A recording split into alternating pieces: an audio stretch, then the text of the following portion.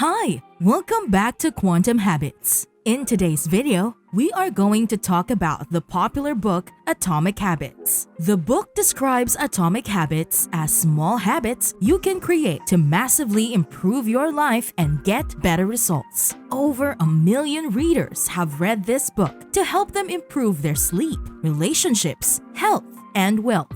You and your team will benefit by improving your productivity by implementing the atomic habit systems that we're about to see in this video. First chapter: The Surprising Power of Atomic Habits. Small habit changes might not appear to make any difference in the short term, but once enough habits are made, you'll be able to see the drastic improvement in your life. The effects of small habits compound over time. This exponentially improves your life and efficiency. Focus more on your habit systems instead of setting goals, because focusing on goals limit your results. So lesson number 1. Winners and losers have the same goals. Because of these survivorship biases, we believe that successful people are successful because they set goals. We forget that there are countless people who set goals but failed. Therefore, setting goals won't have any real effect on the result you get. Number 2. Achieving a goal is only a momentary change. Imagine your room is messy. You will achieve your goal of having a clean room by cleaning your room. The problem is, your sloppy habits caused your room to be messy in the first place. To solve this permanently, you need to focus on changing your habits instead of creating more goals.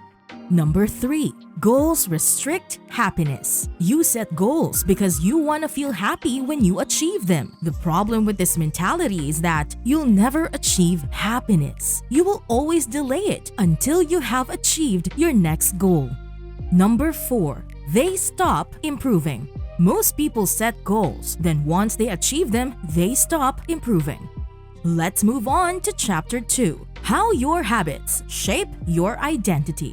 There are 3 levels of change. First, outcome change. This is setting goals. Second, process change is where you design habits and systems. And third, identity change. The most effective way to change your habits is to change your identity. Any person can be motivated enough to eat healthily once or twice. But when you make it a part of your identity, you'll feel obligated to stick with your new habit. To change your identity, you need to follow a 2-step process. First, decide what type of person you want to be. And second, prove it to yourself with small wins. Every time you read a new page, you are becoming a reader. Your goal should not be to read a book, but to change your identity into someone who reads books.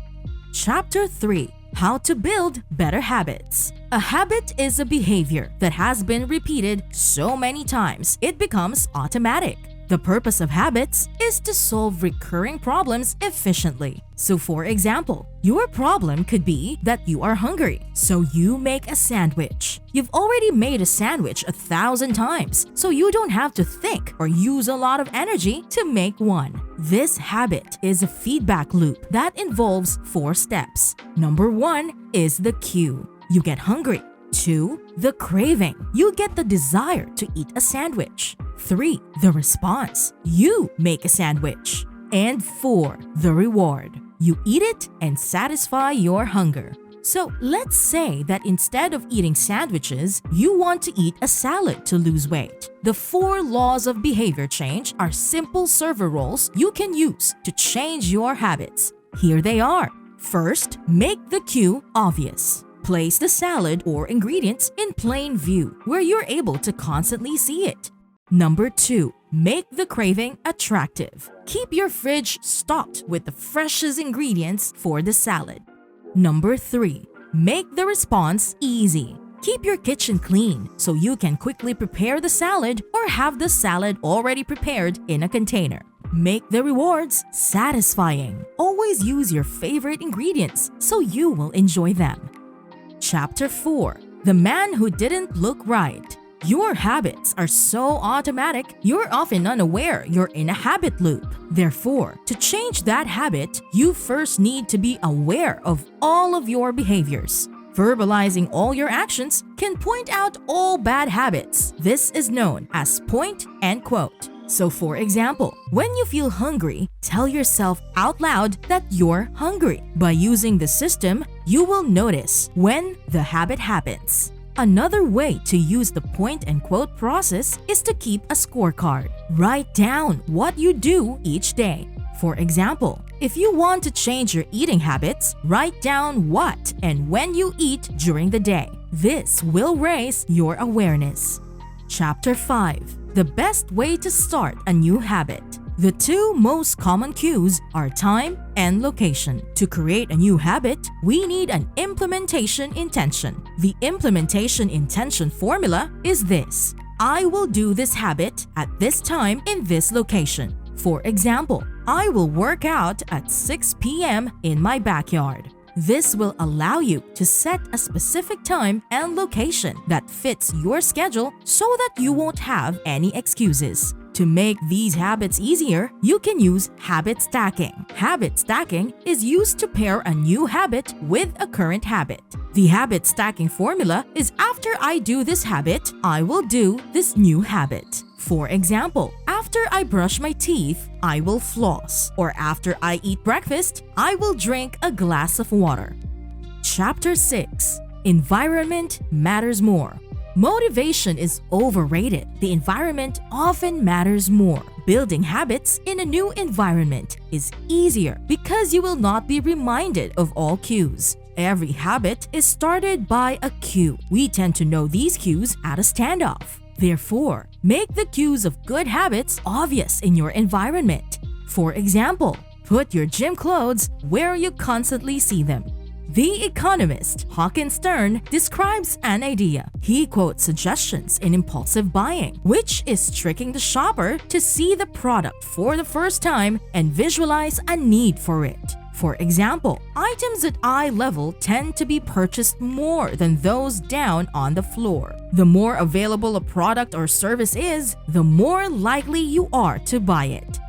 Chapter 7. The Secrets to Self-Control. The inversion of the first law of habit change is to make it invisible. During the Vietnam War, research reveals that 35% of the soldiers tried heroin and 20% were addicted. The discovery led the Special Action Office of Drug Abuse Prevention to promote prevention and rehabilitation and to track addicted soldiers when they returned home.